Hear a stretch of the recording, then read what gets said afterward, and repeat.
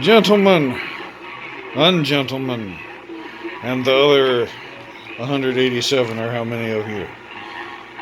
The parts radio has arrived, and it is not entirely what I expected.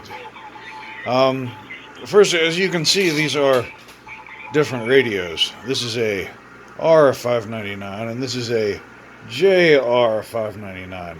This is a Trio. This one is a Kenwood. Now, Trio and Kenwood are the same company.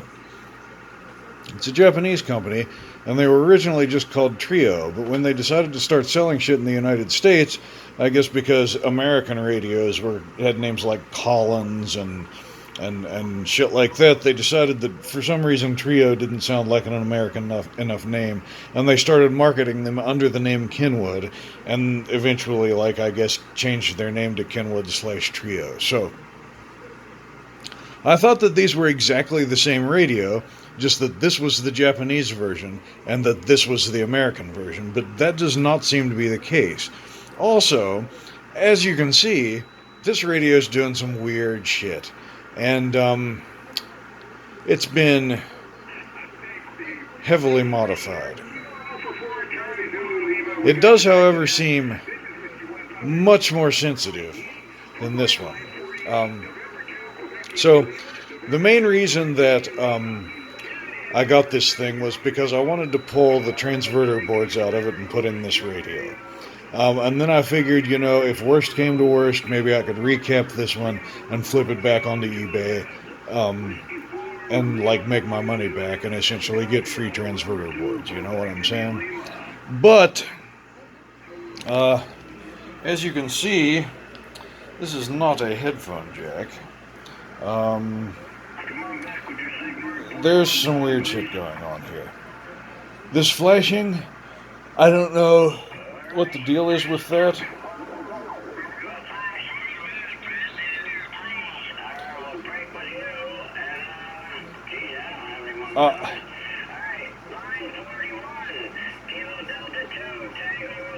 I don't know, but the radio has definitely been heavily modified, and I would like your all's help in figuring out what the hell these modifications are. Now, there's a switch on the inside here to switch between HF and LF or VHF.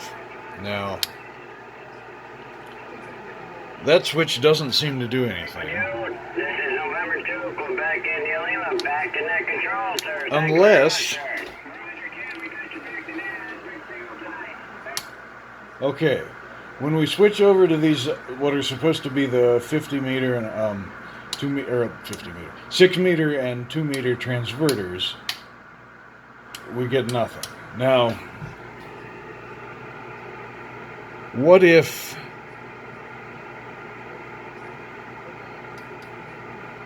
this switches between some shit down here? I don't know. It's got wires that go places. What? There are some pieces of tubing stuck in here. What are they for? There's a wire coming out of the VFO and going down there somewhere. What? I don't know. Weird. And now look at what are supposed to be the transverter boards. The pictures were not the greatest. I should have known better. That is some kind of prototyping board. I don't quite know what to think of it. Underneath, you can see one of the transverter boards. It appears to be one of the transverter boards, presumably the 2 meter one. So if it works, then that'll be worthwhile. But the crystal, see over in this one, there's a board for those crystals and a couple of sockets that these transverter boards are supposed to plug into, as far as I know.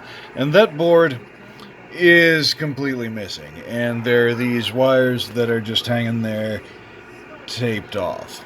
And some of this shit from this switch goes back here, ties into all of this weird shit. I don't know what, that's some kind of filter. There's a big transformer back here.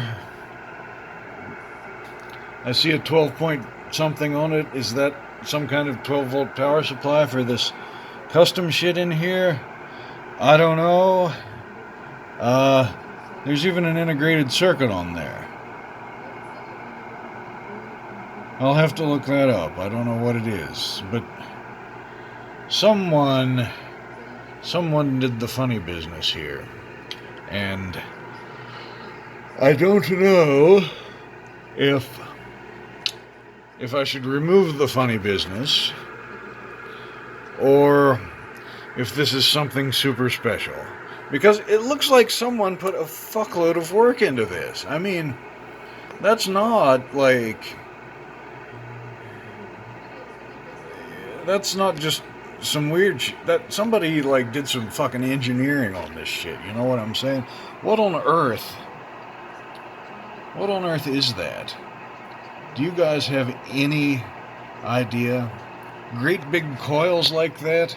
You usually only see great big coils like that in linear amplifiers, right? But this is a receiver. What are those great big coils for? I don't know. Someone elucidate me. What the fuck, man?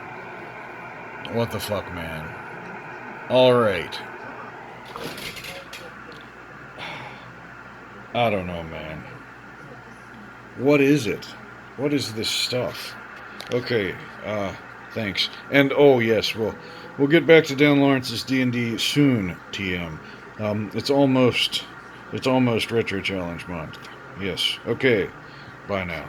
Thanks for joining me.